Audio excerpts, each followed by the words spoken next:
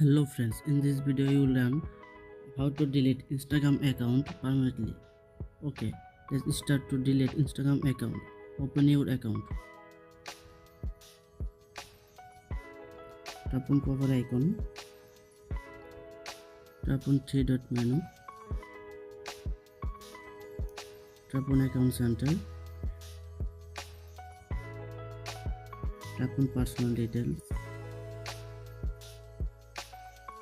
Tap on account ownership. Tap on deactive or deletion.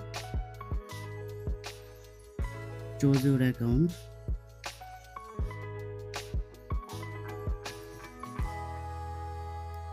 Now tap on delete account. Tap on continue.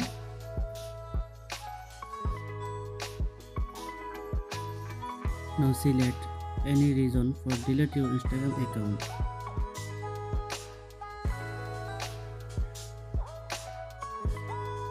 Tap on continue. Tap on continue. Enter your Instagram account password.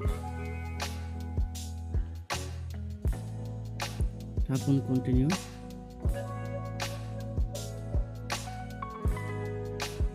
Tap on delete account.